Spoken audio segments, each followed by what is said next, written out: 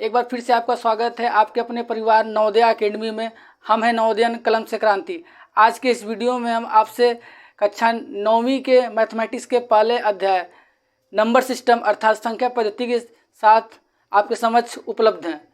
आइए संख्या पद्धति को सर्वप्रथम एक फ्लो चार्ट के माध्यम से समझने का प्रयास करते हैं।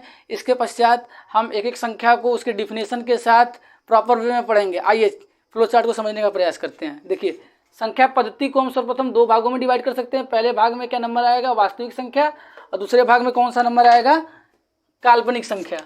अब वास्तविक संख्या क्या होती है और काल्पनिक संख्या क्या होती है। वास्तविक संख्याएं वे संख्याएं होती हैं जो परिमेय संख्या तथा अपरिमेय संख्या के समुच्चय से मिलकर बना होता है। इसको एक तरीके से हम और परिभाषित कर सकते हैं, वे संख्याएं जिन्हें हम संख्या रेखा पर प्रदर्शित कर सकते हैं उन्हें वास्तविक संख्या कहते हैं। आप यदि वास्तविक संख्या के बारे में डिटेल में पढ़ना चाहते हैं तो कक्षा 10वीं की प्लेलिस्ट में जाइए और वास्तविक संख्या के लेक्चर 1 में वहाँ पे इसके बारे में विस्तार में बताया गया है। यहाँ पे हम बस आपको इतना ही बताएंगे कि परिमेय संख्या तथा अपरिमेय संख्या के समुच्चय को वास्तविक संख्या कहा जाता है। ठीक है, अब वास्तविक संख्या को अब दो भागों में डिवाइड कर दिए, अपरिमेय संख्या तथा परिमेय संख्या। अब परिमेय संख्या क्या होती है, परिमेय संख्या के अंतर्गत दो संख्याएं आती हैं और परिमेय संख्या क्या होती है इसको हम डिस्कस करेंगे। कौन कौन सी संख्या है, भिन्न और पूर्णांक। पूर्णांक क्या होता है, पूर्णांक 3 संख्याओं से मिलकर बना हुआ है, ऋणात्मक संख्या, धनात्मक संख्या तथा शून्य। और इस शून्य और धनात्मक संख्याओं के मेल से जो संख्या बनती है उससे बोलते हैं पूर्ण संख्या। अर्थात पूर्ण संख्या क्या होगी, पूर्ण संख्या हमारी ये होगी 0 1 2 3 4, ये प्रोसेस अनंत तक चलता जाएगा, ये हो जाएगा हमारा पूर्ण संख्या। और हमें पता है कि गिनती की संख्याओं को प्राकृतिक संख्या कहा जाता है और गिनती हमारी प्रारंभ कहाँ से होती है, 1 से प्रारंभ होती है। अर्थात पूर्ण संख्या के अंतर्गत ही प्राकृतिक संख्या आएंगी। ये जो है जिसपे मैं यहाँ पे अंडरलाइन किया हूँ, ये सभी संख्या क्या है, प्राकृतिक संख्या हैं। आइए अब परिमेय संख्या को समझने का प्रयास करते हैं कि परिमेय संख्याएं होती क्या हैं। वे संख्याएं जिसे P बटा Q के रूप में लिखा जा सके, जहाँ Q शून्य के बराबर न हो तथा P और Q दोनों ही पूर्णांक हो, परिमेय संख्या कहलाती है। ये डिफिनेशन आपके सामने बोर्ड पे यहाँ पे लिखा हुआ है। अब आपके मन में प्रश्न आएगा कि पूर्णांक क्या होता है, तो पूर्णांक यहाँ पे मैं बताया हूँ, ऋणात्मक संख्या शून्य तथा धनात्मक संख्याओं के समुच्चय को हम पूर्णांक कहते हैं। ऋणात्मक संख्या मतलब क्या हुआ, ये नंबर जो है मेरा, ये क्या है, ऋणात्मक संख्या का है। शून्य का मतलब आपको समझ में आता है कि ये शून्य है। और धनात्मक संख्या 1 to इनफाइनाइट, ये नंबर क्या होगी, धनात्मक संख्या होगी। अब इन्हीं के संयोग से, इन्हीं के समुच्चय से जो संख्या बनती है उसको हम क्या बोलते हैं, परिमेय संख्या के अंतर्गत जो पूर्णांक आ रहा है उससे हम पूर्णांक बोल रहे हैं। अब देखिए परिमेय संख्या के कुछ एग्जाम्पल को समझने का प्रयास करते हैं। जैसे आपको बोला जाए 2/3, क्या ये परिमेय संख्या है। अभी आपको इसको कमेंट करके बताना है कि ये परिमेय संख्या है कि नहीं। मैं आपको 1 मिनट का समय देता हूँ, आप स्क्रीन को पॉज करके ये जो फ्लो चार्ट बना लीजिए, फिर हम आते हैं परिमेय संख्या के उदाहरण के ऊपर। आइए अब समझते हैं कि परिमेय संख्या के उदाहरण के। तो आपसे प्रश्न पूछा हूँ मैं, 2/3 एक परिमेय संख्या है कि नहीं। अब इसके आप डिफिनेशन को पढ़ चुके हैं। अब इस डिफिनेशन को मैं 3 कैटेगरी में डिवाइड कर दे रहा हूँ। इसके अकॉर्डिंग हम किसी भी नंबर पे कमेंट करेंगे कि वो परिमेय संख्या है कि नहीं। पहली कैटेगरी क्या हो जाएगी, P बटा Q का रूप होना चाहिए, Q शून्य के बराबर नहीं होना चाहिए तथा P और Q दोनों ही एलिमेंट ऑफ Z हो, अर्थात P और Q दोनों ही पूर्णांक के सेट से आने चाहिए। अब देखिए ये मेरा आपसे नंबर मैंने क्या पूछा था, 2/3। अब देखिए P/Q के फॉर्म में, देखिए ये P है और ये क्या है, Q है। तो ये P/Q फॉर्म का होगा, Q is not equal to 0, Q का मान शून्य नहीं होना चाहिए। Q का मान शून्य कहाँ है, यहाँ पे Q का मान क्या है, यहाँ पे 3 है। और P और Q दोनों ही कहाँ से आने चाहिए, हमारे पूर्णांक के सेट से आने चाहिए। देखिए पूर्णांक का सेट यहाँ पे लिखा हुआ है। अब इस सेट को समझ के देखिए, यहाँ पे 2 यहाँ से आ रहा है, 3 भी यहाँ से आ रहा है, इस सेट से आ रहा है। तीनों कंडीशन को सेटिस्फाइड कर रहा है, अर्थात 2/3 क्या है, एक परिमेय संख्या है। अब -8/6 -8/6 ले लेते हैं, ये परिमेय संख्या है कि नहीं है, क्यों, P/Q का फॉर्म है, Q शून्य के बराबर नहीं है और P और Q दोनों ही हमारे इस सेट से आ रहा है। अब यदि इसको मैं प्लस कर दूं, फिर भी दोनों कंडीशन सेटिस्फाइड ही हो रही है, एक पॉजिटिव है एक निगेटिव नंबर है और दोनों इसी सेट से आ रहे हैं, इसलिए ये भी परिमेय संख्या का उदाहरण है, ये भी परिमेय संख्या का उदाहरण है। आप एक्सरसाइज 1.1 के पहले क्वेश्चन को देखेंगे तो वहाँ पे क्वेश्चन पूछा हुआ है कि शून्य परिमेय संख्या है कि नहीं। यदि शून्य परिमेय संख्या है तो उसमें हमें कमेंट करना है। तो हाँ, शून्य एक परिमेय संख्या है। क्यों, क्योंकि शून्य को हम किस तरीके से लिख सकते हैं, शून्य 0, हम उसको किस तरीके से लिख सकते हैं, 0/1, तो किसी नंबर के डिनोमिनेटर में हमेशा 1 लिख सकते हैं, अर्थात ये p/q की फॉर्म का है। यस, p/q की फॉर्म का है। q 0 के बराबर है नहीं है, और p और q दोनों एलिमेंट ऑफ z होने चाहिए। देखिए यहाँ 0 0 यहाँ पे दिया हुआ है, 1 यहाँ पे दिया हुआ है, ये दोनों नंबर इसी सेट से आ रहे हैं और ऊपर की ये दोनों कंडीशन भी सेटिस्फाइड हो रही है, अर्थात 0 एक परिमेय संख्या। यदि आपसे कोई अब पूछता है कि 0 एक परिमेय संख्या है कि नहीं, तो मैं समझता हूँ आप इस प्रश्न का उत्तर देने के सक्षम हो चुके हैं। ठीक है, अब आपसे प्रश्न पूछता है कि क्या सभी पूर्णांक जितनी भी हम पूर्णांक पढ़े हुए हैं ये सभी परिमेय संख्या है कि नहीं। आइए अब इसको समझने का प्रयास करते हैं।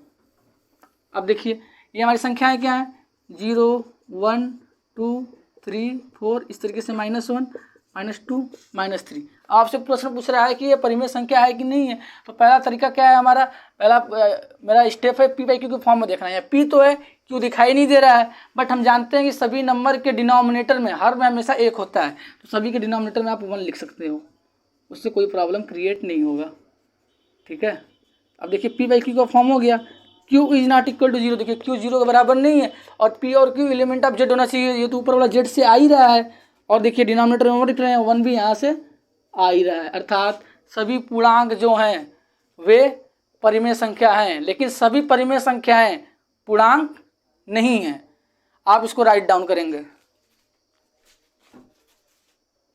आइए अब अपरिमेय संख्या को समझने का प्रयास करते हैं। अपरिमेय संख्याएं क्या होती हैं, वे संख्याएं जिसे p/q के रूप में न लिखा जा सके। यहाँ एक वर्ड इंपॉर्टेंट है, न लिखा जा सके। जहाँ q 0 के बराबर न हो तथा p और q दोनों ही पूर्णांक हो, अपरिमेय संख्या कहलाता है। क्या कहलाता है, अपरिमेय संख्या कहलाता है। पूर्णांक क्या होता है, ये लिखा हुआ है।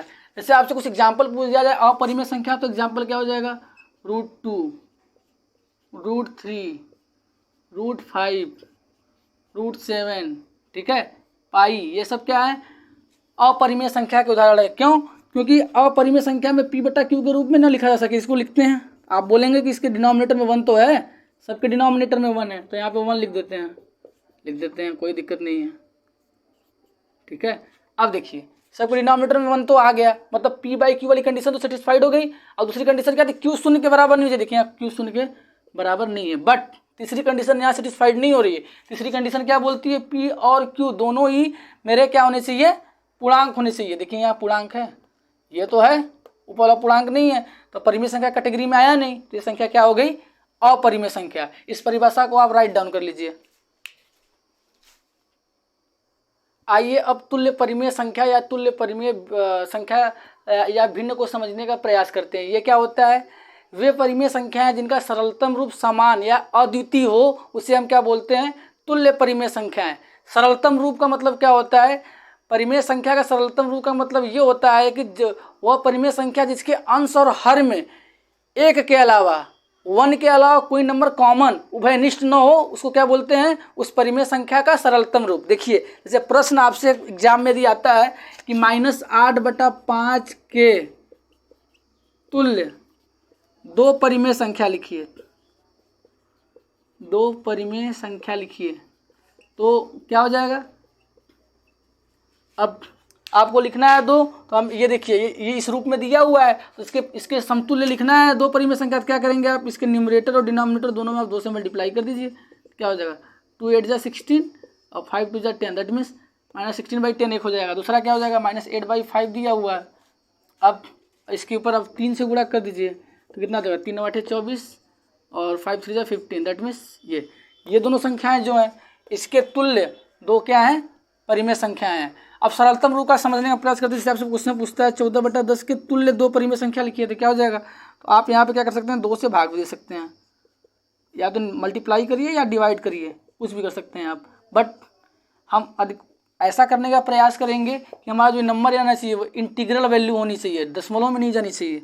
अब या फिर हम न्यूमरेटर और डिनोमिनेटर दोनों में किसी नंबर से मल्टीप्लाई कर देते। जरूरी नहीं कि आप पॉजिटिव नंबर से ही मल्टीप्लाई करिए, आप निगेटिव नंबर से भी मल्टीप्लाई कर सकते हैं। 14 2 जा 28, 10 2 जा 20, दैट मीन्स इसके तुल्य 2 परिमेय संख्या ये हो जाएंगे। ठीक है, अब 14/10 का सरलतम रूप क्या होगा, ये होगा। अब देखिए अब इसके में कोई नंबर 1 के अलावा कॉमन नहीं है, 1 के अलावा कोई नंबर कॉमन नहीं है, इसलिए क्या है, ये 14/10 का सरलतम रूप भी है। ये तुल्य परिमेय संख्या की परिभाषा को लिख लीजिएगा। अधिकतर बच्चे इस पॉइंट को मिस कर देते हैं और परीक्षा में इससे प्रश्न आ जाता है तो आप उसे छोड़ के आते हैं। आप इसे राइट डाउन कर लीजिए। आइए अब इस स्लाइड में हम भाज्य संख्या, अभाज्य संख्या, सम संख्या तथा विषम संख्या को समझने का प्रयास करते हैं। भाज्य संख्या क्या होती है? वे संख्याएं हैं जिनके 2 से अधिक गुणनखंड होते हैं, भाज्य संख्या अर्थात कंपोजिट नंबर कहलाती हैं। अभाज्य संख्या किसे कहते हैं? वे संख्या जिसके सिर्फ 2 ही गुणनखंड हो, और वो 2 गुणनखंड क्या होंगे? एक वह संख्या खुद होगी और एक होगा, तो ऐसी संख्या क्या कहलाती है? अभाज्य संख्या या फिर प्राइम नंबर कहलाती हैं। सम संख्याएं वे संख्या जो 2 से पूरी तरह कट जाए, 2 से पूरी तरह विभाजित हो जाए, सम संख्या कहलाती है।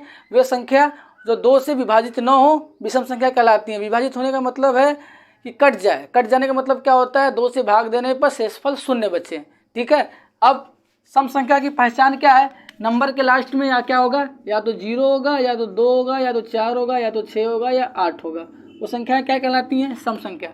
अब यहाँ पे एक वर्ड आया है कि जिसके केवल 2 ही गुणनखंड हो, जिसके 2 से अधिक गुणनखंड हो, जिसके केवल 2 ही गुणनखंड हो। अब ये गुणनखंड का मतलब क्या होता है? गुणनखंड का मतलब होता है दी हुई संख्या में किस संख्या से भाग दें ताकि शेषफल 0 बचे। आम बोलचाल की भाषा में गुणनखंड के शाब्दिक अर्थ को हम इस तरीके से समझ सकते हैं। आइए इसको कुछ उदाहरण के द्वारा इन चारों संख्याओं को समझने का प्रयास करते हैं। आपसे क्वेश्चन लिखा हुआ बोर्ड पे 14, आपको कमेंट करना है कि इन दोनों में से कौन सी संख्या ये है और इन दोनों की कैटेगरी में से कौन सी संख्या है।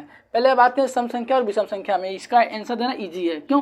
देखते हैं इस नंबर के लास्ट में यदि इनमें से आएगा तो सम संख्या होगी, इसके अलावा कोई नंबर होगा तो क्या होगी? विषम संख्या। इसके नंबर के लास्ट में क्या आ रहा है? 4। इस कैटेगरी से ही बिलोंग करता है नंबर। दैट मीन्स ये संख्या क्या हो गई? सम संख्या। अब आते हैं भाज्य अभाज्य संख्या में। तो इस नंबर का फैक्टर लिखते हैं, मतलब किस किस नंबर से इसमें भाग देंगे तो ये कट जाएगा। तो 1 हो गया, 2 हो गया, ठीक है, 7 हो गया। अब देखिए अब यहाँ से इतना ही 2 से अधिक गुणनखंड आएगा तो आप बोल सकते हैं भाज्य संख्या है, लेकिन इसका फैक्टर और होगा, उसको भी हम लिख देते हैं 14। अब इससे कितने गुणनखंड आ रहे हैं? 4 गुणनखंड, अर्थात 2 से अधिक गुणनखंड आ रहे हैं, मतलब ये कौन सी संख्या हो गई? ये संख्या हमारी हो गई भाज्य संख्या। इसी तरीके से और एग्जाम्पल लेके आप इस चारों नंबर को ट्राई कर सकते हैं। यहाँ पे एक पॉइंट में आपको और ऐड करना चाहूँगा कि 2 एक ऐसी संख्या है, केवल पूरी नंबर सिस्टम में, पूरी संख्या पद्धति में 2 ही केवल एक ऐसी संख्या है जो हमारी सम अभाज्य संख्या है, और बाकी जितनी भी संख्याएं हैं वे सभी क्या है? विषम अभाज्य संख्या है। केवल 2 ही एक ऐसी संख्या है जो सम अभाज्य संख्या है। क्यों? क्योंकि 2 का फैक्टर क्या होता है? यदि फैक्टर करें तो एक 1 होता है, एक 2। देखिए इसके 2 ही फैक्टर आ रहे हैं, एक वो संख्या खुद है, एक है, और इस संख्या 2 से कट रही है तो सम संख्या भी हो गई, अभाज्य संख्या भी हो गई। इसका मतलब 2 क्या है? सम अभाज्य संख्या। और एक पॉइंट आपको बताना चाहूँगा कि 1 is neither composite number nor prime number. That means 1 न तो भाज्य संख्या है न ही अभाज्य संख्या है। क्यों? क्योंकि 1 का फैक्टर निकालेंगे तो 1 का फैक्टर क्या होगा? केवल 1। अब मेरी इन दोनों कंडीशन में से कोई कंडीशन को सेटिस्फाइड नहीं कर रहा है। पहली कंडीशन क्या करती है? 2 से अधिक गुणनखंड, एक ही गुणनखंड हो रहा है। अभाज्य संख्या क्या कहलाती है? केवल 2 ही गुणनखंड, एक ही गुणनखंड हो रहा है। दोनों कंडीशन में किसी में ये फाल नहीं करता है। That means 1 is neither composite number nor prime number. आज के वीडियो में हम इतना ही रखते हैं। मिलते हैं एक नए वीडियो में एक नए टॉपिक के साथ। तब तक आप पढ़ते रहिए तथा हमारे चैनल को लाइक, शेयर और सब्सक्राइब करना न भूलें, तथा इसे अपने फ्रेंड सर्किल में फॉरवर्ड करिए ताकि हमारी पहुंच अधिक से अधिक विद्यार्थियों तक हो सके। धन्यवाद।